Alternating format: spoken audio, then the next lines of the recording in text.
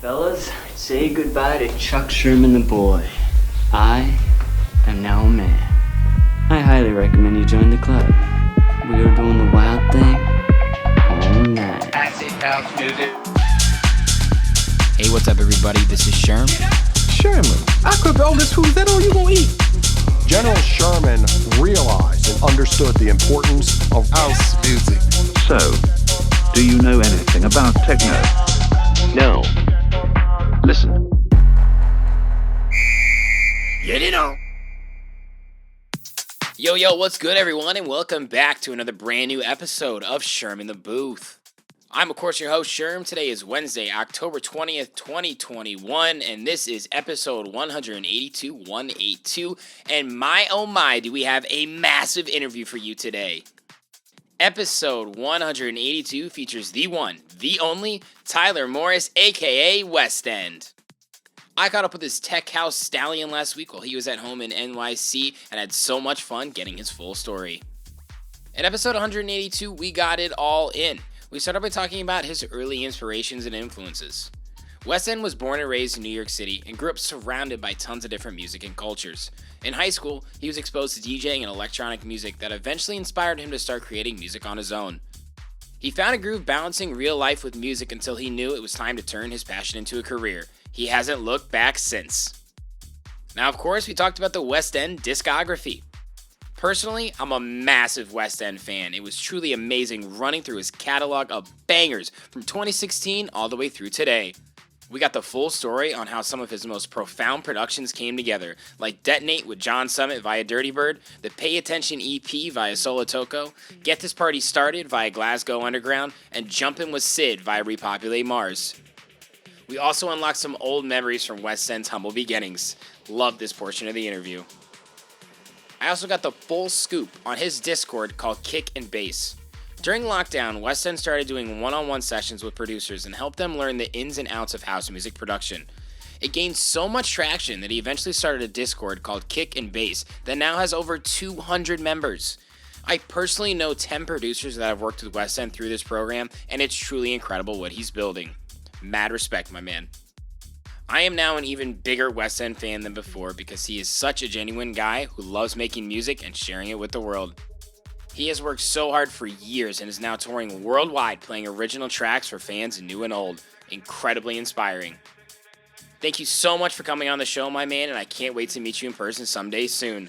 Now let's get into it right now so you can hear his story for yourselves. This is episode 182 with Westend.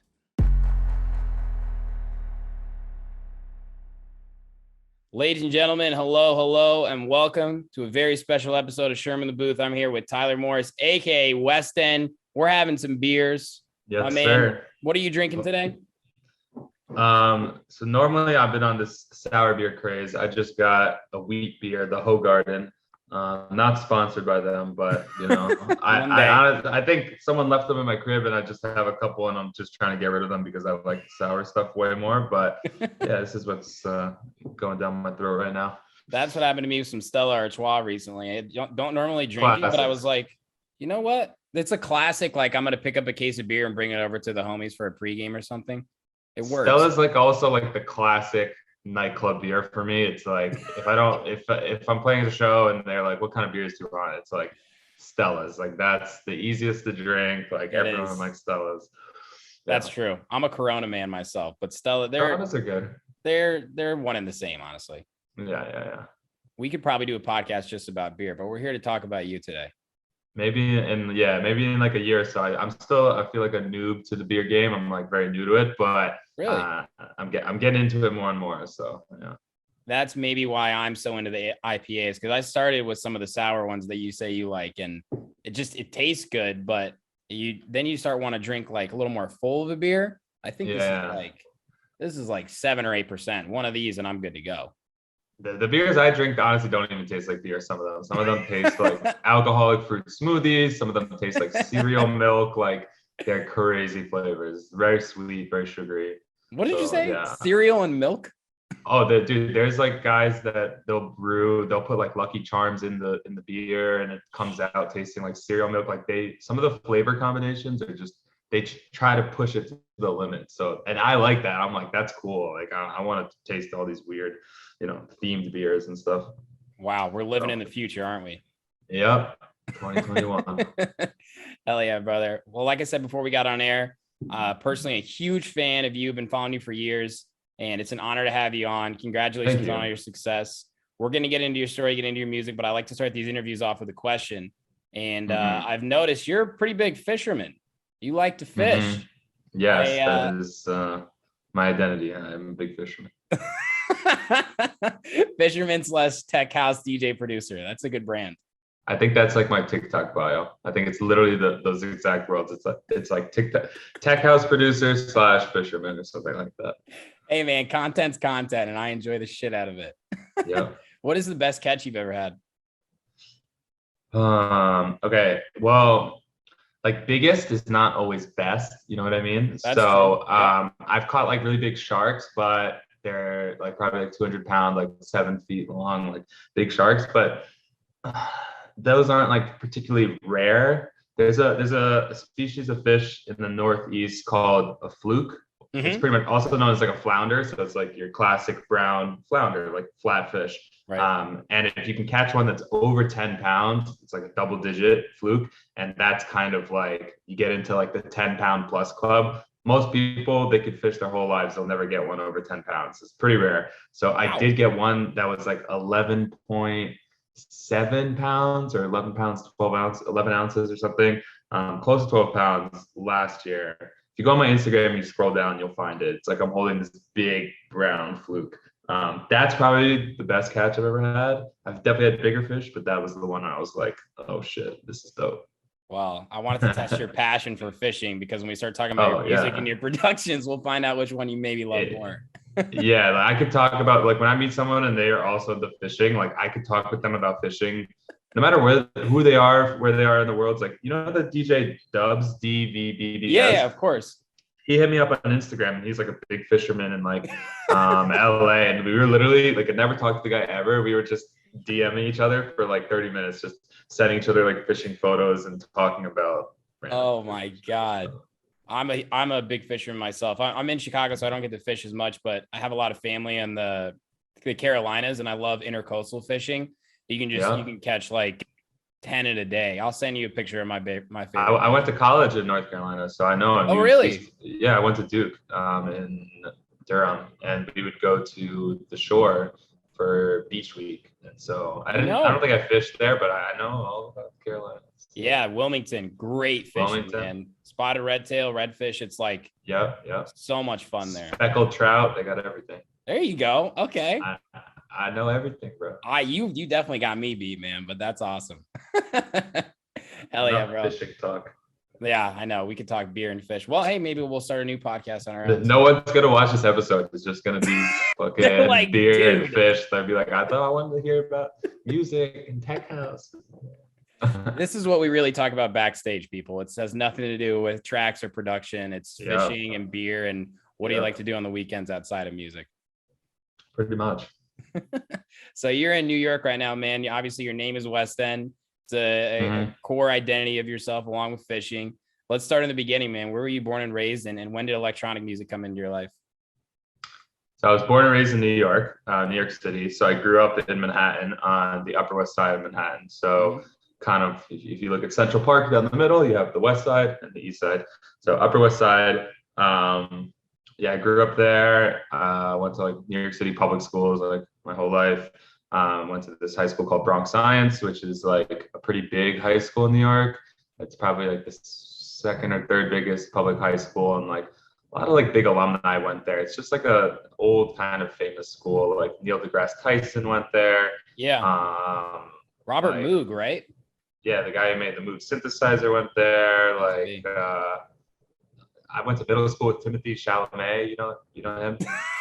Are you shitting me? Dude, I know him. Like, yeah, I know him. Like, he was a year younger than me. Like, we went to middle school and elementary school together. Wow, that's awesome. Yeah. So basically, grew up in New York City. I still live here now. And electronic music got into my life in high school, probably around like sophomore and junior year. I think I listened.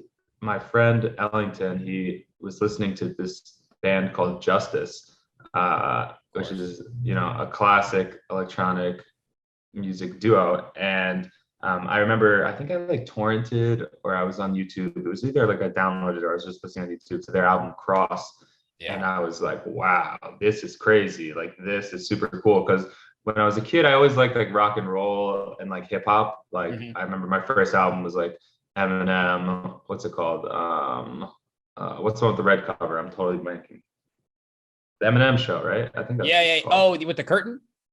No, there's the one with like a blue cover with the curtain, but I think he has, I don't know, I think he has a couple ones with the curtain, but whatever. I listen to a lot of like rock and like hip hop, a little more like aggressive music and like pop music. But I remember I heard Justice's Cross and I was like, this is sick. And it just had this like epicness to it. It had this like nostalgic feeling. And like, you know, I loved how it wasn't very first chorus like the songs. It was more of just these kind of electronic music where it's more like a build up drop and, you know, samples of lyrics as opposed to full verses and chorus. I was like, this is really awesome. Right. And then I also had a friend at the time who was getting into DJing and getting into electronic music. So there was a couple like friends that were just like really getting into it. And I kind of just got sucked in at the time. And it was mostly through like YouTube kind of holes because at the like SoundCloud wasn't really big in like 2011. Like it was, but not really for like electronic music. Like it wasn't like the boom that 2014 came. Right. Yeah, it's still like rap and like it just wasn't as big as a platform. So like YouTube is really big. And that's where, you know, I would listen to guys. I got really into like progressive house, really into electro house, blog house, whatever you call it. So like some of my like early influences, and like I guess you call it EDM, but this is before like EDM was like called EDM. It was still like progressive house. So you know, people like Avicii, Afrojack, Rehab, Autoerotic, Bloody Beetroots. I was a huge Bloody Beetroots fan. Wow, Autoerotic and Bloody Beetroots. That's a throwback right there. Warp 1.9 with Steve Aoki. That was the first like real hard electronic music song I heard. And I was like, fuck, dude, this shit, you can feel it. Yeah, I really like that kind of stuff. Crookers, Jack Beats. There's this guy named DJ Blend that like did Dutch House and he wore this like mask, like this Chucky mask. I forgot about him. Yeah, I would listen to his mixes. So like these were the kind of guys that I was like into. And yeah, I just became like obsessed with it. I was like most people with electronic music, it's very like, it's all or nothing kind of thing. It's like, once you discover it, it's like, it kind of takes over your life a little bit. And so that's kind of how I got into it. It does take over your life. That's so true, man. Like it just becomes a part of you and then you go searching for it. I mean, I feel like that's how it started for me too. You start at the top, the popular stuff, and then you realize there's so many layers and so much history behind all the different genres. And it's exciting when you first discover it. Yeah. And there's like, you know, that's the cool thing. It's like, I mean, I'm sure other genres is like this. I'm just not as educated, but you know, it really feels like there's a little bit for everyone in electronic music. And there's so many, every producer has their own sound. Like you don't really get that with like hip, I don't know, I may get like shunned for saying this, but like it feels like you don't really get that as much with like hip hop or like rock. It's like, you know, they're all using the same instruments. It's the same type of like flow. It's like electronic music. You have this thing called the synthesizer, so you really can get like all these crazy sounds and arrangements and all this stuff. And I see why people get addicted to it, and that's why you have people go to festivals, and it's like that's like part of like their identity. You know, it's like they go to festivals and listen to electronic music, even if they're not in the industry or whatever. Yeah. You know, like no one, like people maybe like love like one artist, like they love Billie Eilish or they love this, but like no one's like, I don't really care about the artist so much. I just like to go to electronic music festivals because I love electronic music. That's so true. And there's so many artists that can be discovered, man. We're gonna get into it, but like you're about to play in at EDC Vegas, which is notorious for the variety of music and the opportunity and like, you know, the art cars that go around. Like I saw the in rotation stage with like somebody like Cloverdale. So they just announced that today, right? Sick, bro. I know you've done a lot with Inro, and like I've interviewed a lot of people who have released on Inro, and it's like obvious that they don't really care who you are, the size of, you know, your brand or your following. If you're making unique music and it's good, they want to give you a chance. And that's why people go to festivals, because they have a chance to discover new artists. I was actually talking with my management team about this at EDC, but like that's like a thing that people do at EDC is like they kind of just like wander around, and because there's like you have these 8 different stages. So I expect most of the people on my set, there will be people that know me and there are fans, but a lot of them will just be people that they're at EDC and maybe if they're just walking by and they stop in, and I think to me that's really cool. It's like you get to play in front of people that maybe aren't your fans yet, but if you do a really fucking sick job, you can convert them. And like that, to me, that's like motivating. I'm like, fuck yeah. Absolutely. Do that. You get to be you too. You don't have to feel like you really need to cater to any sort of specific audience. You're not opening for anyone. Like this is your stage. Of course. Yeah, exactly. Yeah, for sure, man. Amazing. So you ended up at North Carolina, like you said, or Duke, I'm sorry. And did you continue like pursuing music then, or were you kind of having a fun time in college? Like, what was it like for you then? Yeah. So basically, I'll give you the short story. So in high school, got into electronic music. I was like, this is sick. Had a friend that was into DJing. And in like New York, it's kind of hard to, I don't know. I grew up in like the city, like all my friends lived in like apartment buildings. Like I'd never been to like a house before. So like, when we were going to parties for like our high school, like the parties are either in someone's apartment, which is like usually ends up very poorly with like the police coming or like everything getting wrecked.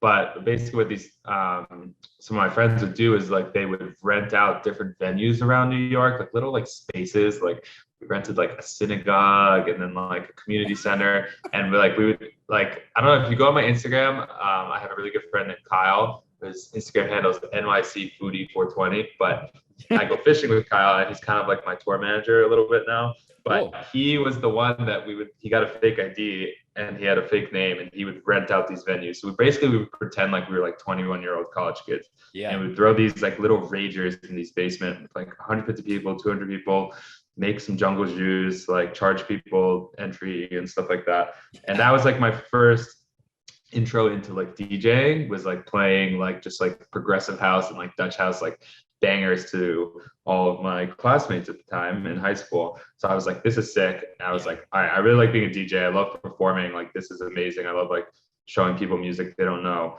And a lot of, so like, that's where that fuel kind of started for me. And at the same time, there was a class in high school called Digital Music Lab, where basically it was like 30 iMacs with like Reason installed, which is a program you can make music on, and like little keyboards and stuff. So I took this course, it's like half a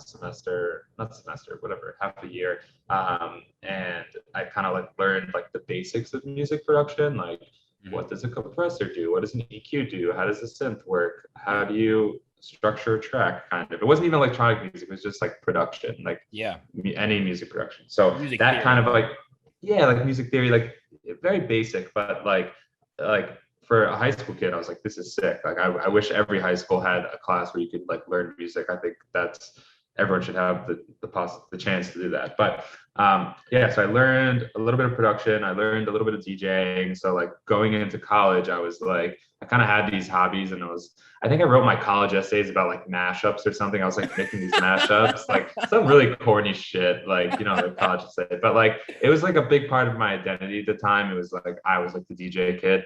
And so, and I wasn't really like making like original music. I did try, I still have some stuff on like my SoundCloud, like really private back, that's like 11 years old. That's like my first song, and maybe I definitely will put it out one day just to show people, because I think it's cool to see like the first terrible track you ever made versus what you can do now. But I went to college, and like I kind of had this knack for producing and electronic music. And it's actually funny. Here's a cool story. So when I got accepted to Duke, they made a Facebook group for all the incoming students. So like class of 2016, everyone was on Facebook. Everyone's like, what are your interests? Where are you from? Blah, blah, blah. And I think someone talked about DJing, and it's this kid named Spencer Brown. And Spencer's a kid from Texas. And at the time, his DJ name was Spensa, like SPENCA. And he made dubstep. He made heavy dubstep. And he got support from people like Rusko, people like AFK, I think he made tracks with. But we basically connected on Facebook. We're like, we both like to make electronic music. We're both producers and DJs. And so when we get to Duke, he actually lives in the same dorm building as me, and not the same floor, but the same dorm. And Yeah. so like we still talk about it, you know, we're still friends, but like he was kind of like the other producer that went to college with me. And he actually had a really good career while he was in college. He toured with Avicii and all this stuff. But yeah, it was I think he got like signed to like Avicii's management, or I don't know, something like that. But you know, now he's like kind of in the same circuit, which is just like a small little. That was one of your connection. first releases, wasn't it? 2016 with him. Wow, how do you remember? How do you Taking My Time? You did your fucking research, bro. Bro, you have no idea. I tiptoe the line of stalker and researcher. I'm scared, bro. I'm like, are you outside my door right now? Yes, but he actually, I think, messaged me, yeah, in 2016, because I actually used to be, before I was Westend, I was in a duo called C&T, and that was my producer friend from. I was gonna ask that. Yeah, that was my producer friend from high school. So yeah, I think when I started Westend in 2016, one of my first releases was a remix for Spencer. Yes. Yeah, that's crazy. I went all the way back in your SoundCloud, dude. This is episode 182, Tyler. So I figured out how to get some good information, unlock some old memories. And it's good though. You know, I rather, you know, if someone's doing their research, that's when like the gold comes out and the good stories come out. So yeah, man, it's just so much fun for me, like to like go through this journey with, especially someone like you. Like we could probably spend 2 hours just talking about your music, because easy. We could talk for a while. Easy, bro. I mean, you've had well over 50 releases, probably closer to 60, maybe even above that, maybe, with yeah. remixes and stuff. Yeah, I think Beatport for me is like probably the best, because like almost everything I do goes on Beatport. So if I needed to like count something, I would just go to Beatport and like count every single track. But yeah, probably close to like 60 or something. It's pretty impressive, man. I mean, from your first release in 2016 till your most recent one, Life is Sin with Ranger, absolute banger, dude. Oh, thank you, man. Appreciate it. That's such a great track. I just interviewed him a few weeks ago, and he has the best things to say about you. Another person who speaks very highly of you. And he just, I love Ranger. He's a good guy. He's a good guy, and it scares me how talented he is, dude. Him and Moose. Yep, those are both my boys. You trained them. No, I didn't train them. I helped guide them a little bit. Not mostly, more Moose than Ranger, but that's true. Yeah, Ranger's very, very nice guy. I didn't realize how young he was. Because we met up in LA to do like a little photo shoot for the release and hung out, and like later I think he told me at the photo shoot, but he's like, oh, tonight at 12 it's my birthday, I'm turning like 22 or 23. I was like, bro, I thought you were like my age. Like I thought you were like 27. He was like, nah, you're a little baby. Yeah, I know. I mean, it's just like I just turned 29, so like I feel you when like you feel like the level of producer they should be at 27, 28, 29 years old, because we went through that journey of getting better. But these guys, they start producing really young, and they commit, because when we were in college, right? Like we were in the Avicii boom before DJing was like really like a common thing, before everybody wanted to be a DJ. So that's why I asked you, like when you went to college. I went to college loving electronic music, but I just wanted to party. I didn't see a future for myself in DJing. By the time I was a senior, and I'm like, seeing Blau go on worldwide tours from making SoundCloud mashups, I'm like, I think I could do this too, right? But these younger generation, they start producing and they skip that whole, for lack of a better term, the earning your stripes bullshit of being a DJ, you know? The interesting thing is also that the reason why I expect most people that are making kind of like house music in 2021 to be closer to my age is like, there is like a general pattern. Like we kind of come from the same era of electronic music, where basically you have these people that in 2012, when electronic music kind of started to take over in the US with people like Avicii, you had people that at that time were either early in college, late in high school, or like very young adults kind of that got into it. And so add in the 7 years it takes to go from that to whatever genres you liked in between, to then kind of like where it is now. It's like you end up with somewhere around our age, like whatever, like 26 to 32 or whatever it is. It's not a small thing. So when there's someone like younger now, that's like, maybe that's why to me, I was like, I don't see any tech house producers that are 18, 19, but you do see people making like Martin Garrix that were making progressive house at like 16, 13, because like I'm starting to lose my train of thought, but they got into it when they were younger. And so when I saw like Ranger was 22, I was like, he must have either been into house music or electronic music like really young, or he kind of like went straight into a little bit more of an underground sound, which you usually don't see. It's like you kind of get converted down, you know, like Absolutely. you mentioned before, you kind of said that about how you start a little bit more popular and generic, and then you kind of work your way down to a little more underground sound. It's true. Yeah. And honestly, you said that perfectly. He was an interesting case too, because he went to Oregon for a year, had always loved producing music, went to Icon Collective, where he was, really mentored by PD Clicks, the A&R of Nightbase, and just kind of got steered in that direction and found a lane. And I mean, he was the first person to tell you there's so much more to learn, but how grateful he is to have found the music that he likes producing. Yes. Yeah. I think finding something where you really feel comfortable in it. And this is something I think people talk about a lot as producers, like, oh, you need to have your own sound. And like, you know, when a producer starts to change that sound, like think of someone like who was a Getter, who like made really heavy Oh dubstep, yeah, great example. He made an album or whatever it was that was like, it was, I didn't really melodic dubstep of some sort. It was like melodic, yeah, it wasn't like heavy dubstep. It was like kind of more experimental, right? And then like people started booing him at shows and stuff. And you know, you can't expect like someone to just do the same sound forever. So, you know, I kind of found like a area of music that I like. Like I love house music, and I think house music is timeless and classic, but it took me a while to get here. And I don't think that the music I'm making today is going to be the exact same music I'm going to be making for the rest of my life. Like I can tell you, I guarantee you it's not going to be, because even the stuff that I'm like planning for like the next 2 years is like starting to like move in a different direction. So to me, that's the fun part, is like constantly changing and adapting. And you know, some people are just kind of haters about it, but in my eyes, it's like, you know, that's the fun part of being an artist.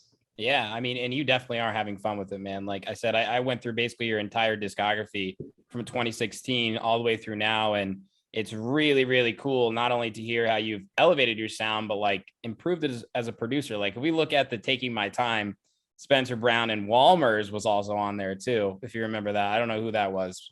I'm trying to look it up on Spotify. Well, who is it? Walmers? Yeah, Wallmers. Who is that? I have no idea. Yeah, I don't know.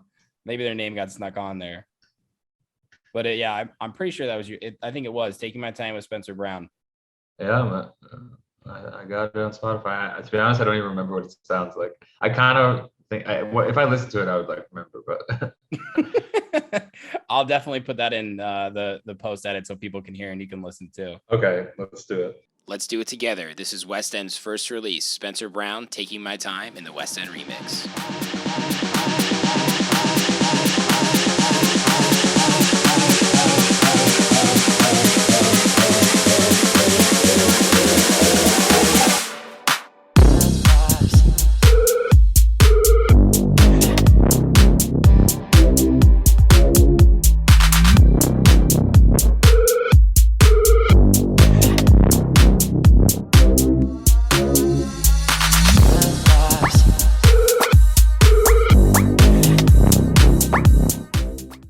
But I want to talk about, so in your first 2 years, right, like you're obviously getting used to your sound, you're trying to put out music. You do have a lot of success with labels like Box of Cats, Audio, and Audiophile.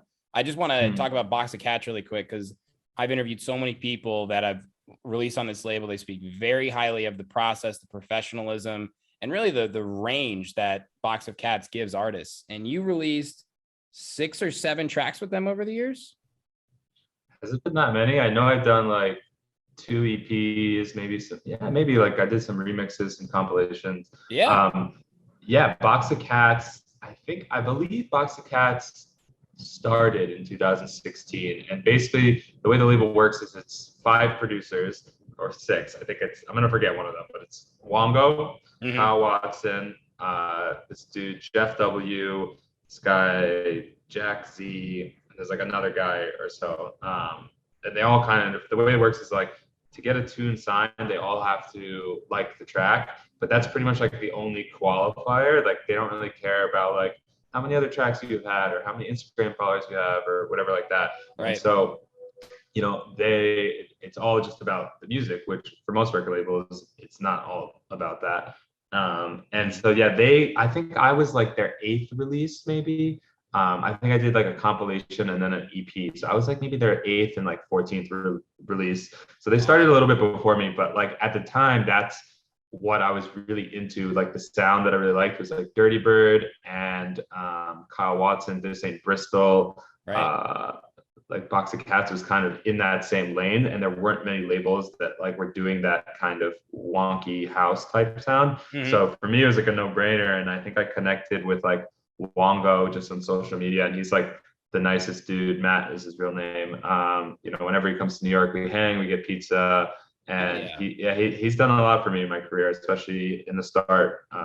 You know, allowing me to put out my music on the label and just helping me out with advice and stuff like that. So it's a really great label. They're still doing amazing things. You know, it's just legit from the ground up kind of legit label. It's legit. I'm gonna see if you remember this one. I'm sure you do, but Connected all the way back in 2016. Like, and the reason I want to bring this up really quick is you were already so talented, man, like from like a creative standpoint. And that's why I like wanted to bring up Box of Cats, because this is like very unique house music that you've always been making. And to kind of like run through everything and me start at the beginning and not have heard this track, it's kind of special for me as like a fan and a listener to see you really pull from different elements, whether you know it or not. For my chair, I think you are, to even tracks that you've released over the past year. And it's a groovy drop, unique vocals, definitely unique FX, and your breaks are always, you know, you never know what to expect. And I love that track, man. It's cool. Thank you. Yeah, that was like the first EP that I was like really proud of, because like for me at the time, like getting something on Box of Cats, when like a lot of these like bigger artists that like I was like obsessed with, like Kyle Watson, like I was like, this dude's like shit is insane. Yeah, it's, you know, looking back at those tracks, like I can listen to it now and I'm like, yeah, like I know like I like listening to it now, because like I know even though it does not sound as clean or as good in my opinion as the stuff now, it's like it's not supposed to. Like it's been like 5 years. Like of course, like you're gonna be way better now than you did then, and it's nothing to be, you know, ashamed about in any way. I think I think it's awesome to see progression like that. But yeah, I don't know. Like you know, people say that. I think it's just that. Put a lot of time into the music, and you know, I only release something if I'm like very happy with it. So you know, I think that contributes to the kind of like uniqueness a little bit of the music, and I'm always like trying to think about how I could do something like a little bit differently. I get very inspired by other artists, so like I think at that time I was like really inspired by, again, Kyle Watson, Billy Kenny, Maximono, Walker and Royce, which had a little bit of a different style back then than they do now. But I kind of take like a little bit of each of their ideas and throw it all together. And like, that's kind of how I would come up with songs. For sure, man. It was definitely like a sub genre of the classic house that you were kind of starting to poke your way into. And I mean, like 2016, 2017 was obviously, like you just said, development years for you, putting out music, getting feedback. I can tell you, and I'm sure you agree with this, producer to producer, when you listen to it on your computer and then it's out to the world and you listen to it on Spotify, sometimes it sounds different. You're like, what the fuck? I listened to this 500 times. Now I'm hearing this completely different. But you learn. Yes. Have you had that experience too? Yes, all the time. And it's also just like a time thing. Like if you wait a while to listen, like if you make a song and then you wait a couple of days and listen to it again, there's a lot of like psychoacoustic biases that happen when you listen to a song over and over again, and like things you will kind of, your ears will get used to and things they won't get used to. That's why I always recommend to people, like, you know, if you're struggling on something, like give it a break for a few days. And like I'm working on a song right now that I was having a lot of troubles with, like the mix with. It was like, it's with a vocalist, and so I haven't had that much experience working with a vocalist. So I'm like trying to get everything in, and like I keep changing stuff like the next morning, because like it sounds different the next morning. I thought the vocal was perfect right now, and now I listen to the next morning, I'm like, oh, it's way too quiet, I gotta put it up. Then I'm like, oh, it's way too loud, I gotta bring it down. So it can, perception in music is like really crazy, and it can, you know, you try to get rid of that bias as much as possible. For sure, man. Definitely. And that's something that you only learn over the course of the years. And once we get into 2018 and 2019, like you've got a lot of reputability with label releases. You're playing great shows. Do you really remember back in 2018, 2019, like how you were feeling as a producer in the studio creatively? Were you trying to break through boundaries? What were you inspired by, or what comes to mind? Yeah, so like 2016, 17, that just to give a little more context, that was like 2016 was when I kind of split up this duo that I had, and I pretty much was like making all the music for it, and there's some like personal stuff, but whatever. I was like, I'm gonna do my own project where I'm in complete control. So I started Westend then, and I still had like some contacts from kind of CNT and like some, you know, SoundCloud followers and stuff like that, but it was kind of like starting over, like you said. And I feel like 2017 is like, that's like the art department kind of era. So like I do have some stuff and like the Spencer Brown stuff, but like it's kind of hard for me to remember that as well. 2018 was like, it's always been like a very linear kind of success path for me, where like it wasn't like I had anything that kind of like took me up a lot. It was very gradual. Very gradual. Exactly. That's the word I'm looking for. And so I just kind of like kept releasing on these labels and like some more labels, like I'm trying to think.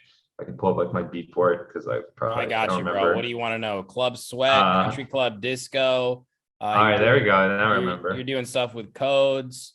Space Cadet, some remixes for Codes. Friend Zone, great track of yours, dude. That was 2019, I believe, right? Yeah, that was 2019. Yep. Okay, yeah. So 2017, 2018, it was just, it's still very gradual. Like I'm trying to kind of release on like more labels, and just like build a profile, build connections. I'm not really playing shows that much at the time. Like mostly like stuff in New York. I'm doing like, I had these buddies that had a collective called OKNF Collective. It's this guy Clem Lee, and do you know Riffa? Aren't they still around? Yeah, they're still around. But at the time that they were like, you know, I'm still really good homies with them. We all have like a group chat, but like we were throwing like little parties in Brooklyn, but I wasn't really traveling much for shows. And a big part of my career was Audiophile XXL. So that was a label that had put out some of my music. It was a Texas-based label. And me and Steve Darko actually ended up being like the A&Rs for that label. So it was more of like a title thing. We didn't really do much, but we just kind of like improved tunes and like got people, you know, kind of like a middleman between like the artist and the label. So like I did a couple shows with them. Like one of my first shows was with Dylan Nathaniel in Detroit. I remember that. It was like my first out-of-state show, and I was like, this is sick. I get to fly and stay in a hotel. Blah blah blah. Now I'm like, this sucks. We have to fly. I have to stay in a hotel. Now I'm like, I hate it. But no, I don't hate it. But and then 2018. The important thing is I'm still working full time at this time. So I have a job in New York at a tech company, where I'm basically just like I'm not a software engineer, but I'm not like a salesman. I'm in this kind of like weird role where I help clients get into the software, blah, blah, blah. Just a lot of like Excel work, pretty boring, but like not too hard. So I had a lot of free time, and I lived at home in New York City. So I didn't have any expenses. I saved all my money. And end of 2018 I was kind of starting to get sick of my job. And I realized like, there's actually like some bookings coming through where I have to take vacation if I want to do these shows. Like it's going to be a Sunday night and like I just won't be able to go to work. And I remember I took a week off to play with this guy Corey in Croatia. He threw a festival in Croatia. That's a whole nother story. But it was called Ship Fam Island. It was basically like 300 holy ship goers they were all friends with each other, went to this festival in Croatia. If you follow Elro, they just did a party in Croatia called Elro Island. That was the island that we did the party at originally. And like Claude Von Stroke was there. Latman was there. Like a lot of American DJs, Walker Noyes, Vanessa, before, you know, she blew up. Like, you know, we were all homies, Astronomar, Go Freak, all these guys, we all went there. Wow. And I took like a week off to do that. So I had some momentum, and I was like, okay, like I'm not really making any fucking money doing this, but I am getting some recognition in this like small local space that is like this Dirtybird type space. Right. And I think my goal at the time was like Dirtybird. Like I was like, it was kind of fucked up, but I was like making music to be on the label. I was like, I want to have a release on Dirtybird you know, what can I do to do this? Like, let me listen to their releases, you know. And I know that the thing with Dirtybird is that if you try to sound like Dirtybird, for the most part, you won't get signed. Sometimes I think it happens, but you kind of have to do something a little bit different. So true. So I was like focused on that. And I remember I got the email one morning that was like, congrats, like we would like to sign your song to Dirtybird, blah, blah, blah. And like, it was like, I was so happy. It was like the craziest feeling. It was like this pure, just like joy. And I was like, yes, I did it. Like everything is going to be sorted for the rest of my life. Like I'm going to be on Dirtybird. Like I'm going to be best friends with Claude Monstroke, blah, blah, blah. That did not happen. But it was a great opener for me because I milked the shit out of it. And I was like, look at me, I got a track on Dirtybird. And I think it was only for their Bird Feed release thing, which is kind of like a free download service they have. Is this ambidextrous? No, this was Don't Detonate? Stop. Oh, no, this is before that. So this is it didn't come out to Spotify until a year later, but this is Don't Stop. And then but that did open the door for me in Dirtybird. So I was able to send them more demos, and that's how I got some of those other songs signed. Right. Just kind of like rambling about things that are happening. But another thing that happened for me that was like big was Justin Martin was playing a lot of my music. Mm-hmm. And I love Justin Martin. I still do love Justin Martin. He's one of my favorite DJs and producers. He's just an awesome dude. Yeah. And he was like playing one of my old Box of Cats releases, which was like the B-side called Legal Party, which I think came out in 2017. And I remember he was playing that. He was playing like some old remixes. But I think during one of his sets, he played 5 of my tracks in one set, which is a lot for a producer that's not like your own productions to put in a set. 5 other tracks. For sure. So I was kind of like riding that high and milking that, and you know, it was great. So I ended up quitting my job at the end of the year. So like I think 2018, like September, October, I quit my job and I was like, I'm gonna try music production like full time. I'm gonna live at home in New York. I'm gonna just, you know, spend my time more on marketing and social media and making music. And I kind of just did that and then took it from there. Amazing. That's such a dude. I know it's like a little scrambled, like all the pieces, but that was like in my memory, from what I remember, that was like that era. Those were like the highlights, kind of. Do you remember that moment that you quit? Like, was it hard for you to even do that because you knew you're going to lose a steady paycheck? You were going to like, because sometimes when people do that, the passion then becomes a career, which can put the pressure on the creativity. Did you feel like that was a kind of a setback for you, or did you say I'm fucking going both feet in? I think when I first decided, it was like a few months before, so I kind of knew that I was going to quit on a certain day. It was so funny. The reason why I picked the day to quit was because my company had like stock options, and so like I had to wait until a certain day to get like these options available.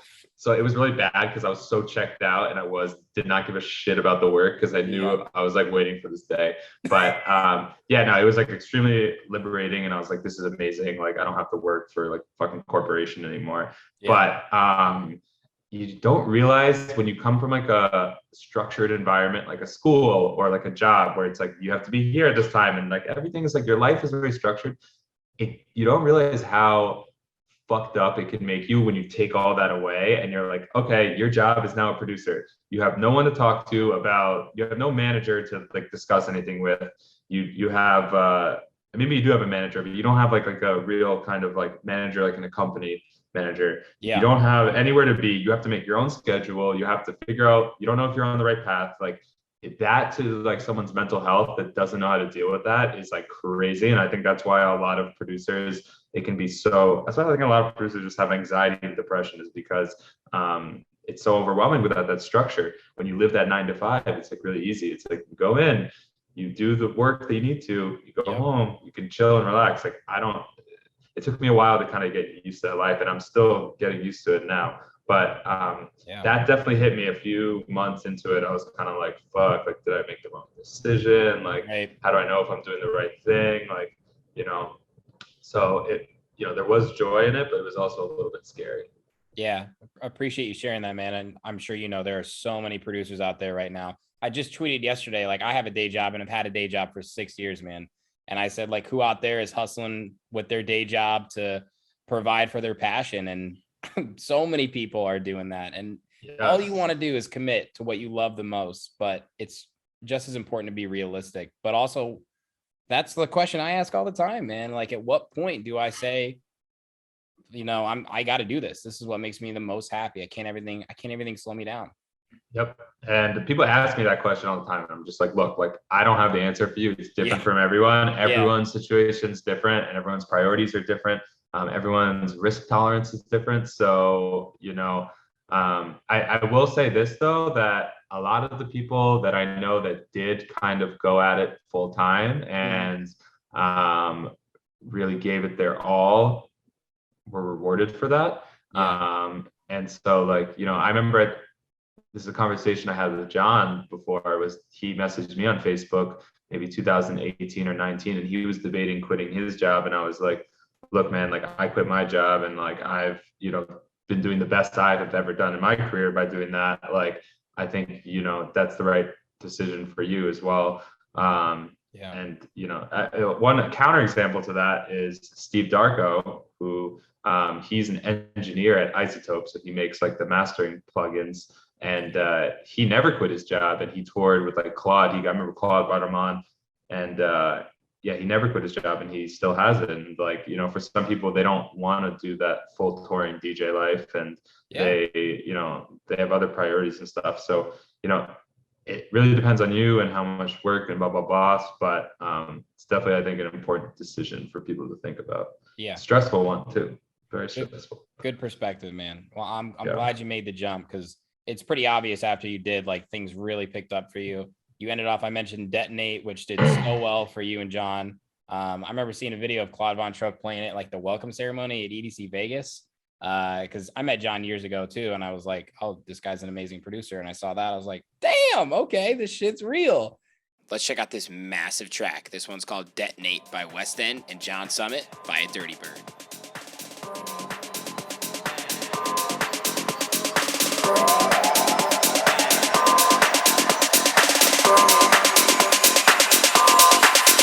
Bang. Warning.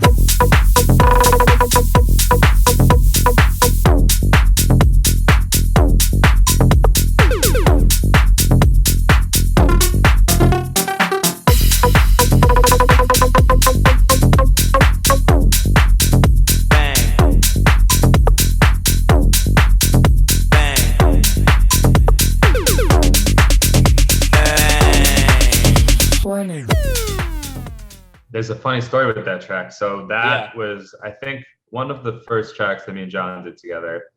I think that's the only song we have out together. We have some other ones that we finished at the time, but like never came out. Mm-hmm. But we got that track mastered by our engineer, and he mastered it, sent it back. I sent it to Darren, who's the A&R for Dirtybird, and didn't hear anything back. And then I remember I got like a message from the mastering engineer I use, this guy Klaus, and he was like, yo, man, like, he like called me on Facebook Messenger a couple times or something. And I was like, why is this guy calling me right now? And like, it turns out, like, I never put the name of the artist names on the file that we sent. It just said like Detonate, and it said it was like Detonate 44.1 bit rate or whatever sample rate. And then like luckily it had Klaus's name on it in parentheses, like heavyweight mastering or something. Yeah. So they must have like Googled what that name was and told the engineer. But like, imagine we never put that out. Like, that could have like never came out. And it was like I was like, I'm a fucking idiot. Like, I'm a dumbass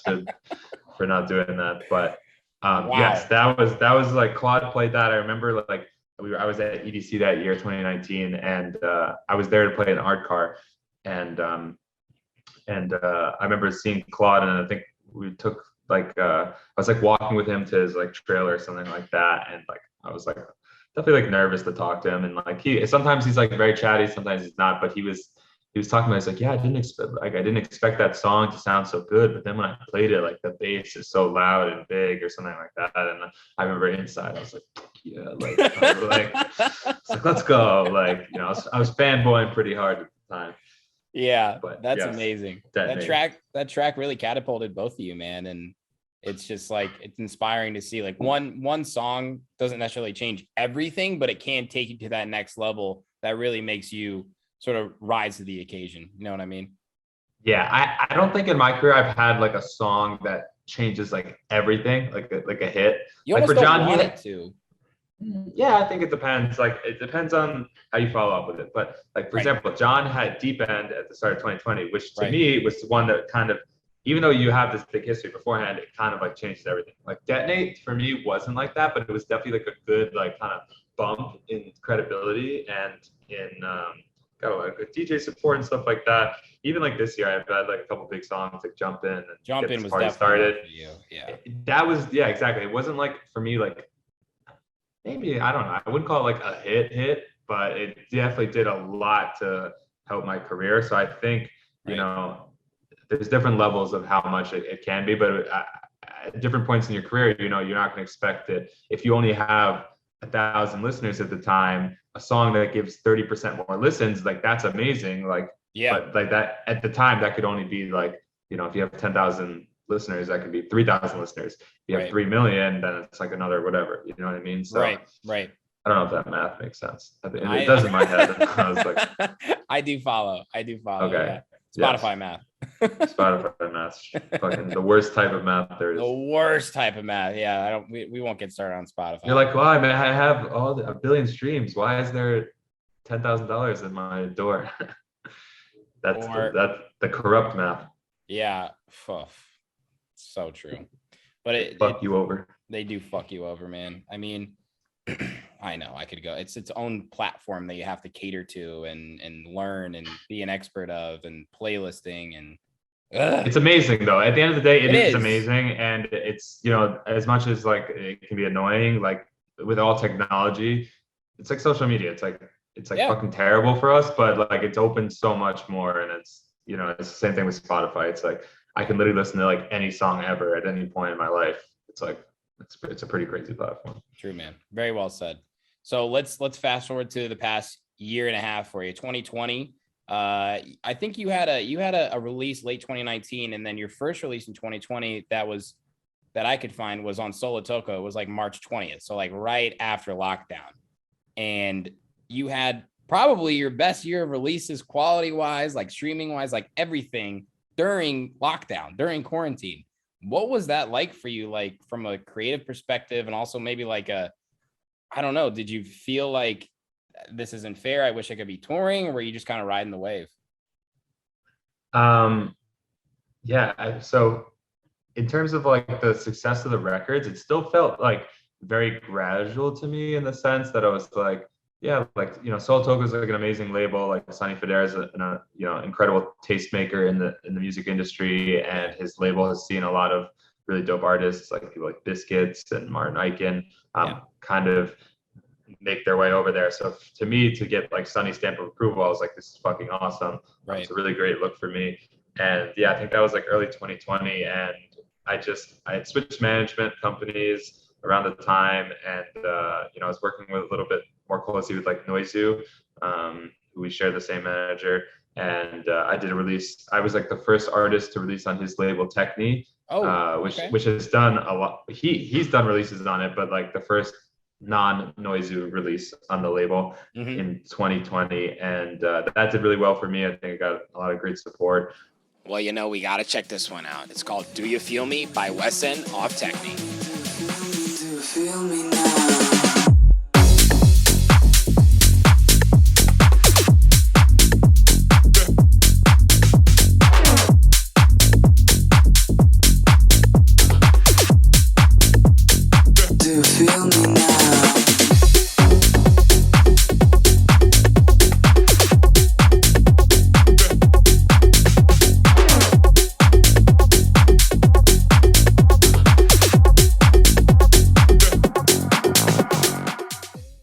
So it was, again, just like very gradual. It was just like, okay, like, let's do this EP, let's do this next song, and let's try to get more streams than this one, and better Beatport playlisting. Let's do this. And kind of like did that through all of 2020. And I mean, with the pandemic, I'm sure like, I'm glad we don't have to talk about it like it was so recent, because like when I would do a podcast before or something, it was like that was the thing. It's like we would talk about pandemic and DJing, and now it feels like we're fucking back to normal. So it's kind of like I hated it too. Yeah. Yeah, it was like annoying. It's like, oh, what are you doing? Blah blah blah. But you know, at at the time, I just thought like, oh, like in 1 more month, 2 more months, kind of. But you know, at some point, I was kind of like, well, fuck, how am I supposed to make money right now? Like, Exactly. I don't stream enough to make good money from that. I don't, if I'm not playing any shows, like I really can't put any money in my pocket. And that's kind of how I started doing like DJ lessons, which is like another story, which we can get into.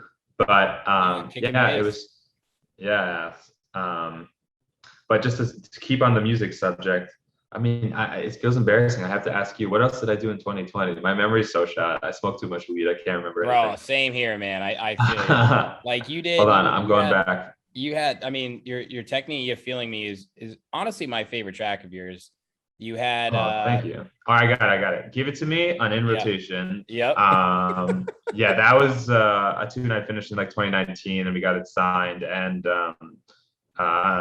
Insomniac, I really love those guys in Insomniac. So I did that track, and then I did Insomniac Records, Prickly Pear, and then like an EP. Let's check out this heater. It's called Prickly Pear by Westend off Insomniac Records.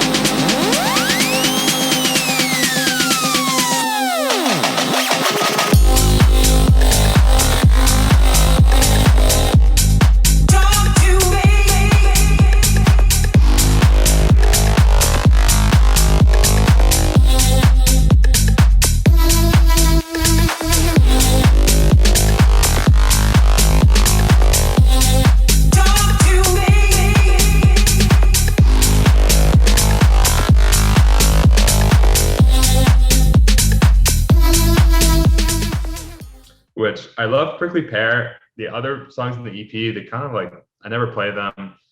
I think they were decent songs, but like they just like didn't connect with people at the right time. I don't know, it can be, there's so many factors that can go into that, but it just felt like a little bit of a flop to me. So it didn't really like take it to the next level. I did another EP with Solotoko. What else I did? I did a remix.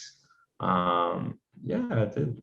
Mostly Insomniac and Solotoko. It was good. It was definitely a good year for me. It was like kind of like a year of taking it out of some of these like smaller labels and putting the music in the hands of like these bigger, a little bit more credible labels. Right. Which I think, DJs kind of are in like different, not tiers. I don't like to say that, but like it's almost like little like circuits kind of. Like I think about it in like the G League versus like the NBA and stuff. It's like once you kind of are done in this area and like you move up to the next one, like you don't really want to dip back down too much into those like smaller labels because you've already said, hey, I'm on this kind of level, like let me stay in that realm. So I think that's kind of what I was doing at the time, was more staying with those a little bit more credible labels. And then 2021, which is like my best year ever, was like just like started with like Jumpin.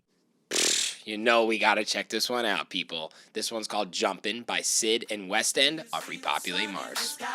Keep on jumping, let your body fly. Everybody pumping till you see the sun in the sky.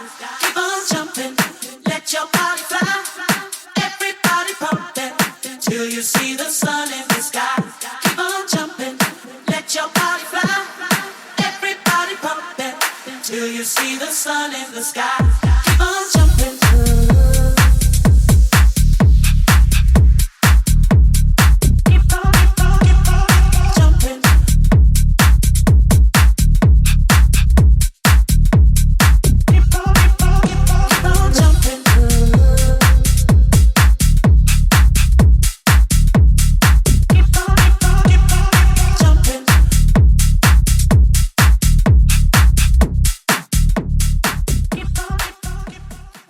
Did really well. When did that release? Like that was February or March?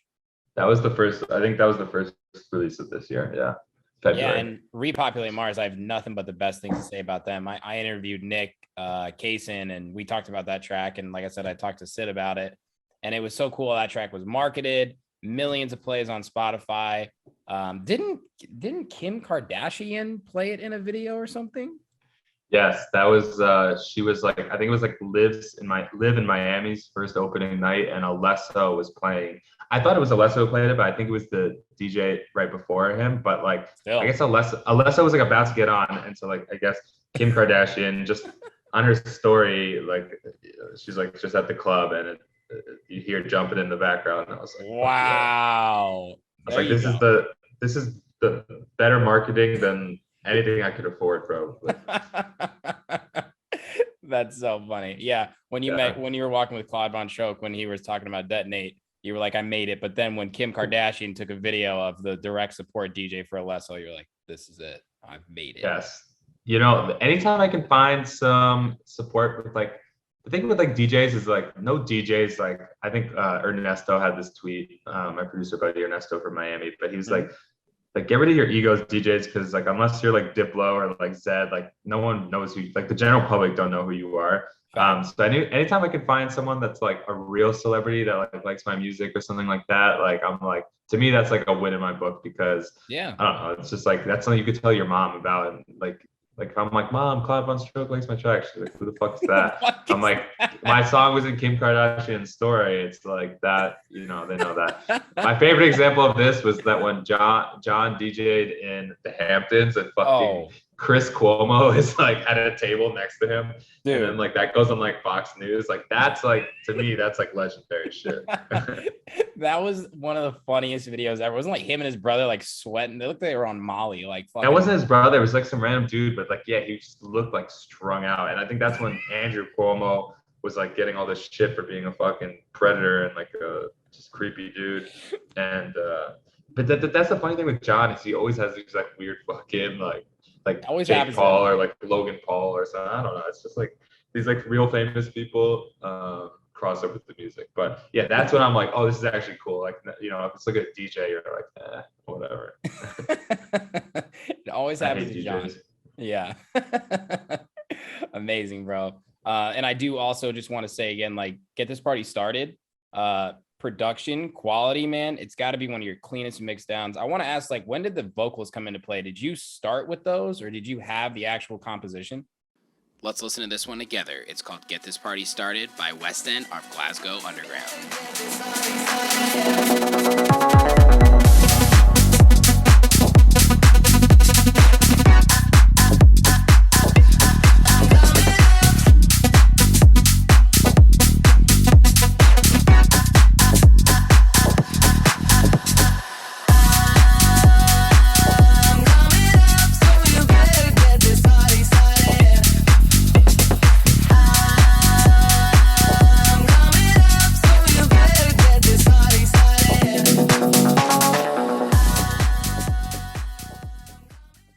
Yeah, so the way that track ended up being made was Kevin McKay, who owns Glasgow Underground. Mm-hmm. He's a DJ and producer, amazing producer. Yeah. Never met him in person, but we chat on WhatsApp. But he messaged me and was like, hey man, like I would love for you to do a song for the label. Here are some vocals that we have. So he sent me like a folder of vocals, and I kind of went through them, and I heard the Pink one, and I was just like, heard the acapella, and I was like, this just sounds like really good. And it wasn't her vocal, it's actually a re-sing. So like it's not the original sample, it's someone else singing it to sound like Pink. But it's like, honestly, in my opinion, like one of the best re-sings I've ever heard, because it sounds exactly like Pink. It does. And it has this like, the vocal had this like crunchiness to it. I don't know how to describe it, but it has this like thick kind of crunchiness to it that just sounds very pleasing. So yeah, he sent me the vocal, and then I came up with like the bass line for it, which is like the bass line that I used in like the drums. But I was like, in my head, I think I was like subconsciously or consciously making it sound too much like Jumpin', where I wanted to be very like stripped back, kind of like Michael Bublé style, like country. And I remember Kevin, this is why he's a really great A&R, is like we were going back and forth on email, and he was like, look, man, like I really like what you have, but it feels like a little bit like empty. Like I love your track, like You're Feeling Me. I love what you did with like the synths and stuff like that. Like you should try that with this track and like fill it out a little bit more. And in my head, I was like, oh, well then it's just gonna be like this a little bit more like commercial or a little bit more like cheesy or like EDM-y, but like I ended up kind of taking his advice and like adding that like ARP sound and like really just like filling out the drops of the tracks with all these other sounds. And you know, I didn't even think it was going to do well, to be honest. I thought it wasn't. No way. No, like I thought, I was like, yeah, the vocal is very catchy, but I just thought that the instrumental, not enough people would find it like accessible, so to speak. Like not enough DJs would be able to play it in their sets. Like it would be a little bit too aggressive, and maybe it is for some DJs a little bit too hype kind of sounding, but no, it did really well. I was like blown away by how well it did on Beatport. And yeah, that was all Kevin. He gave me the advice. He was like, go for it. And I was like, fuck it. So that's awesome, man. That's what a good A&R will do. He saw the best version of you that when you couldn't see it. Yeah, exactly. He could kind of tell that I was like holding back a little bit. And I think I was like trying to go for something that wasn't me in a certain sense for like the wrong reason. And he was like, yeah, no, don't do that. And then it turned out really well. It's so hard to like tiptoe that line or even stand on both sides of the line of like what's going to stream well and what's going to play well. Like sometimes a track that does super well selling on Beatport will not have a lot of plays on Spotify or SoundCloud or Apple Music, so, and vice versa. And that's kind of like the experience I've heard from people is they never know what's going to do well on either. Like it's, you just got to put your best foot forward. Yeah, you can't really predict it. And like I remember Noizu told me this once. Well, I remember when his track Summer 91 came out, he was like, I think like they were just kind of like unsure of the track. Like they weren't like, oh, this is going to be a fucking hit. And like most people aren't like, this is going to be a hit. They're like, you know, and like that song was fucking huge. It's on Love Island. It's on like, you know, I think he just got the plaque back. It was like, he got a silver fucking, it went silver or gold or something in the UK. But yeah, so you can't really predict it. You know, you never know. Like John's deep end, like he made that shit in one night, like on like stayed up all night and just like made it. Like you can't like force like a hit like that. You just kind of have to get like lucky and things to come together and put in the time. Yeah, man. And everybody has a different timeline or path to success. Of course. It's so important that you just enjoy every step of the way. Imposter syndrome and you know, not admitting jealousy is something that we see all the time. But that's why, like, I say this almost every episode, Tyler, like, if only you and me did this interview and we're the only ones who watched it, I doubt that's going to fucking happen. But when I'm old in my rocking chair, I'm going to think back and say, damn, I love that interview with Westend when he was telling me about those stories. Like, that's fulfilling for me as a person, you know what I mean? And as a producer, and it's just a human on earth, man. I just want to like be happy. Of course. And I think, you know, with anything, the more you can love like the process of doing it and like not think about the end goal, like the better. That's why, like, you know, a lot of times like people, like I was guilty of this as well. Is like you kind of like when you're going to make a track or write a song, if you start thinking about the end product and like where you're going to sign it to and like what it's going to sound like from the beginning, it's like, you're just going to lose a little bit of like the magic there. And like when you kind of just like go into it and you're like, all right, like we'll try this and then kind of switch in a different direction. Like I never like end up in the initial direction that I expected to go do for a song. It's always like I think I'm going to try to make a song that's like in this style and then it goes fucking left field, but then it sounds good because it's like it has some of those elements of the style that I was going for, but then I switched it up. That's kind of how I get a lot of like my sound. But yeah, you just got to enjoy the process and not think about the end goal too much. And those are the people that usually have the most success, in my opinion. Amen, Westend. So I want to quickly ask about something you touched on earlier. Kick and Bass, your one-on-one production Discord, has over 160 producers in it. I personally know about 10 of them that their sound has been elevated, man. One guy, Jake Shore Drive, who I know you know. After he took the Repopulate Mars class and worked with you, like he went from, I mean, he'd admit it, and I have to say it, a mediocre producer to like a proficient guy in the studio. And love to hear that. Just awesome how you sort of gave back to them, but also like found a way to make money during the pandemic. Can you tell us like how it started and where you're at now with it and how people can get involved? Yeah. So the way it started was pandemic comes around, no shows, no money, got to figure out a way to make some money. And Moose, the producer, MUUS, he messaged me. He's like, hey man, like, would you be down to do like a production session with me, like a one-on-one Zoom chat? And I was like, I've never done anything like that, but I guess we could try. And I forgot what we did, but like either he showed me one of his tracks or I showed him, I think maybe I showed him one of my tracks and I was like, this is how you make it. This is what I did here. I kind of explained some concepts. And then I was like, oh, that was like pretty nice and rewarding. Like I actually, it was nice to teach someone and I enjoyed playing that role as kind of like a teacher. Yeah. And I was like, all right, let's do like more of these sessions. So I think I advertised on my Instagram. I fucking wore like a stupid blazer and like glasses and I was like professor, tech house professors in session or something. And I was like, I'm doing sessions like $50 an hour, like message me. And I got a good amount of people to message me at the time. Like I was doing like, maybe 10 to 12 hours a week, like 6 sessions with people. And I pretty much did that from like April or May of 2020 all the way until around February of 2021. So I did like 9 months.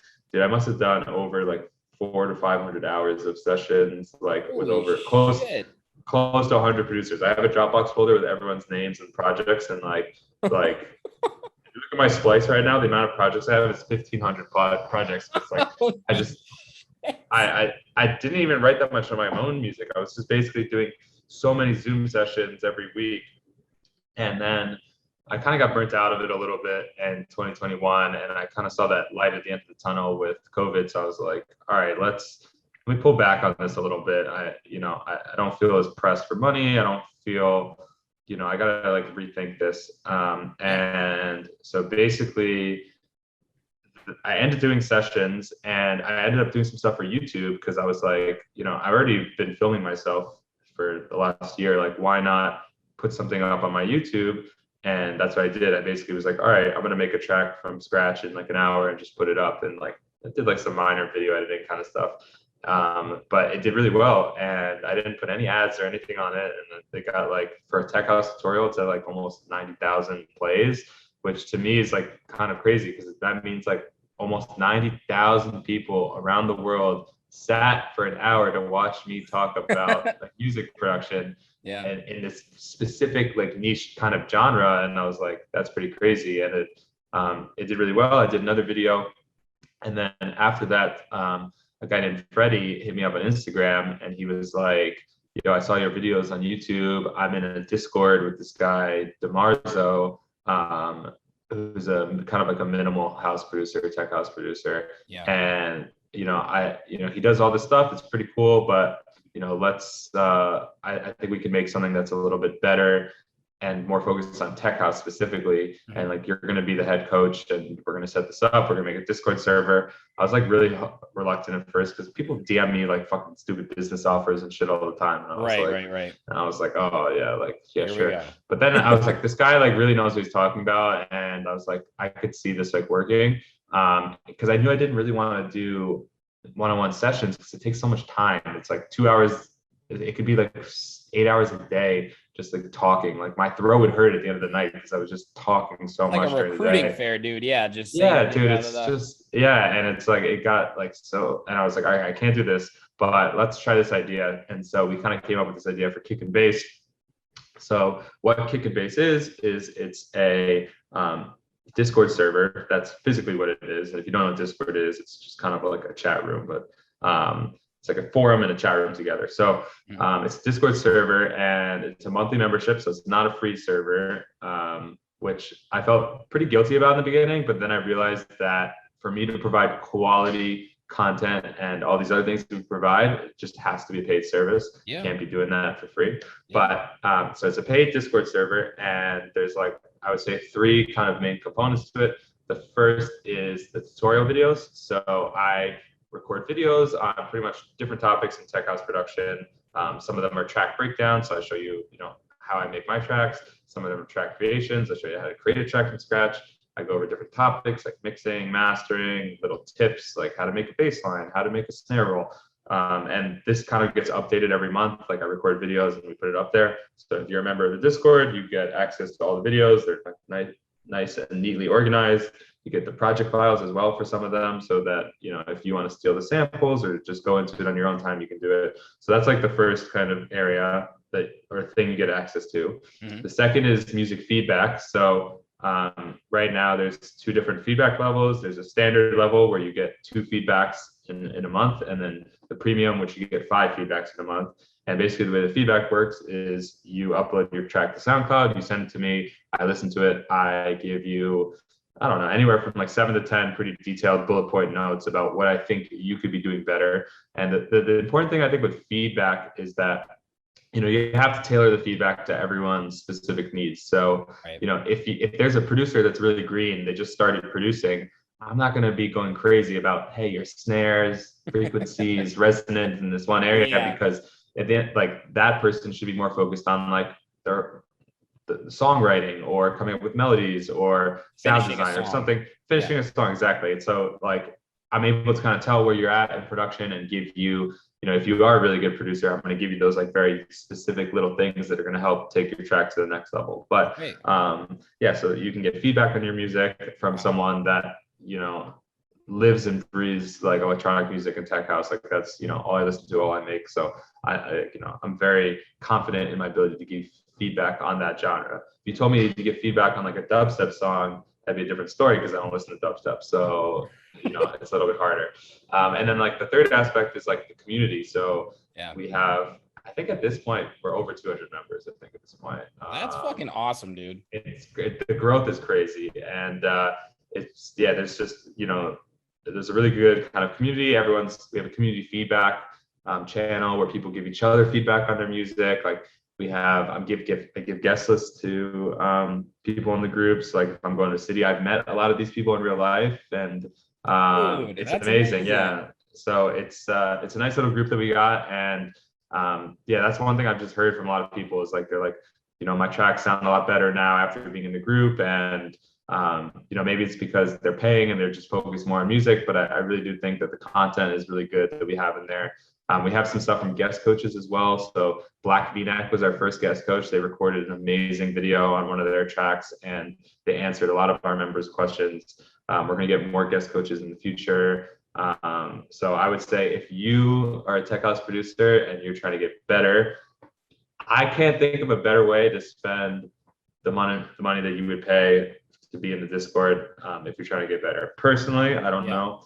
Maybe there's some guru guy that's giving one-on-one sessions that is better, but yes, I highly recommend it. So yeah, that is Kick and Bass, and it's been the thing that's been amazing for me with Kick and Bass is like, I think when you're a DJ and producer, like you kind of just follow what all the other DJs and producers do, which is like make music, post on social media, go on tour, make money from touring, you know, repeat that cycle. And like no one thinks about like other business opportunities. Like maybe you do merch, maybe you do that, but like, you know, I think there's so much more you can do as like an artist. And like until I did this kind of educational like type thing, I was like, I would have never thought of it. I've been like, oh, like I can't do that. And it's just been like amazing, and it's helped my fan base as an artist way more than I could think of, because you know, now through YouTube, I have like all these people that are watching my videos through the Discord channel. We have all these like fans that are just like really dedicated.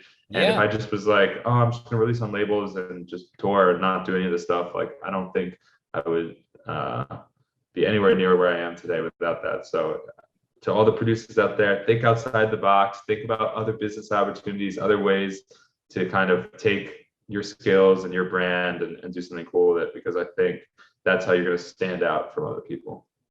Absolutely amazing, man. You're doing so many different things there too. Not only are you giving back to the music community and fans of the music to inevitably make better music, but you've built this community of like 200 best friends, right? Like that's my favorite part about house music community specifically. To bring up Ranger again, he said everybody in the house music is best friends. Like, and I agree. We're all only really about one handshake away, and the scene behind the scene is like until you get there, it might seem like really intimidating. Like, how do I get to know Westend? How do I get on Sherman the Booth? How do I get this gig? Right? Like, you just have to put yourself out there, and it takes time.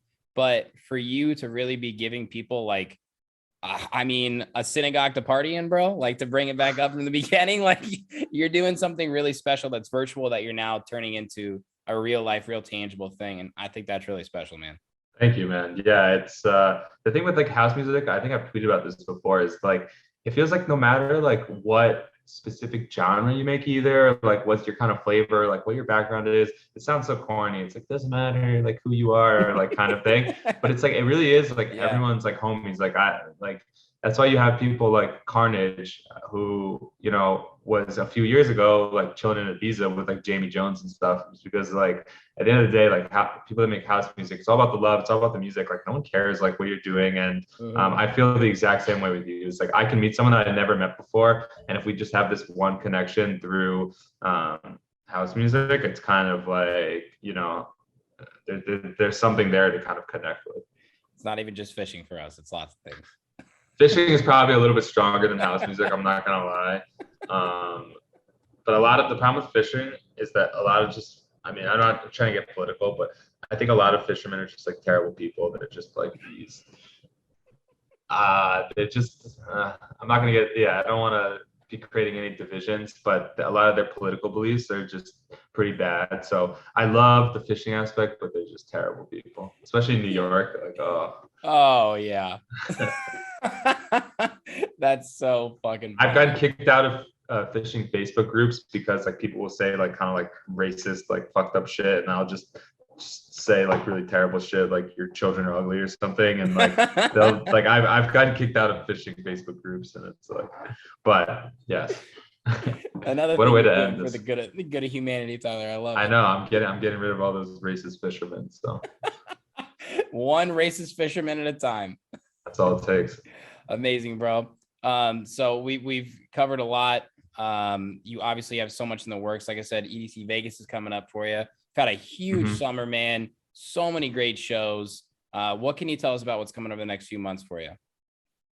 Okay, so on the music front, I have one more release for 2020. I can't say where it's coming out specifically, but it's not an American label, and it's a song I've been playing in my sets, and I post it on social media a lot. So if you scroll back and stalk some of those videos, you may be able to find out which one it is. But I'm very, very, very excited about this one. It's a fucking banger, and I think it's going to do super well. And it's a little bit of like a different sound for me. It's a little bit more housey, a little bit more funky, which I like, but it still kind of has like that West End flavor. So yeah, that'll be out sometime in November, and that'll be my last release for the year. Definitely have some dope, a lot of music finished, and just figuring out when it's going to come out and where. Have some stuff slotted for January, maybe another collab with someone familiar, so I'll put that out there.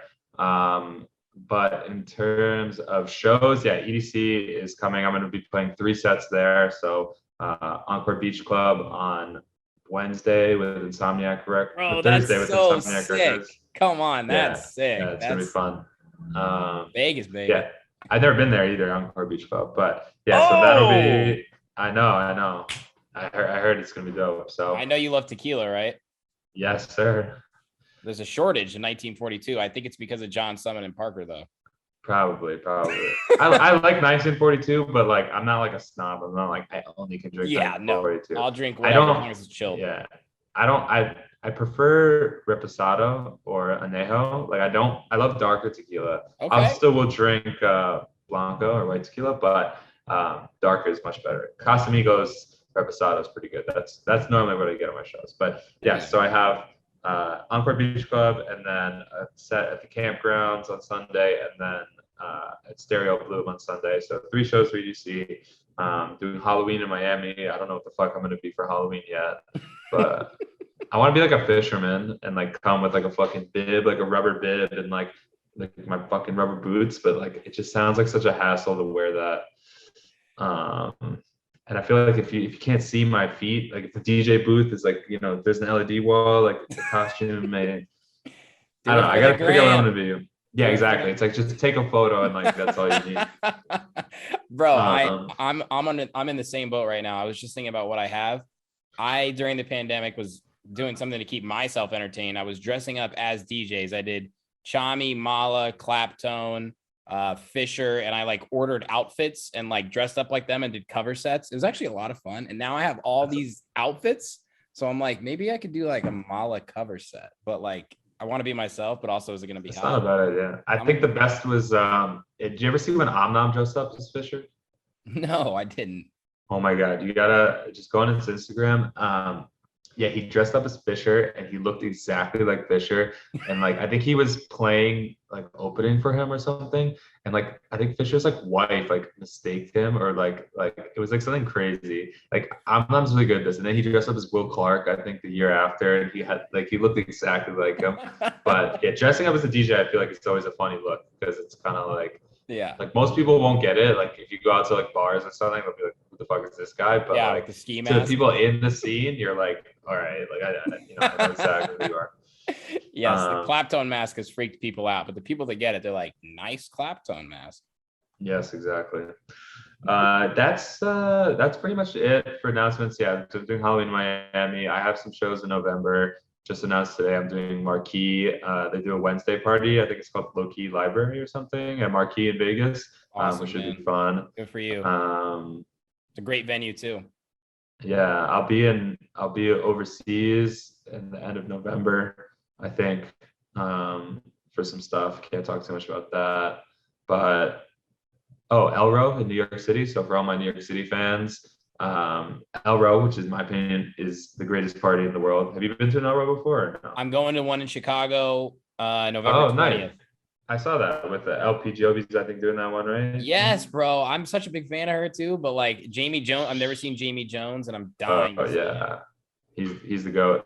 Yeah, LP is amazing. I just played with her at Spring Awakening. Yeah, not with her, but I played right before her at Spring Awakening, and she's such a sweetheart, and she's super cool and super talented. Like, dude, when you see her play, it just makes me feel like a piece of shit because I'm just like, dude, she's fucking ripping the piano. So passionate, yeah. DJing like insane like mixes and stuff, and I'm like, I suck dick, bro. I'm terrible.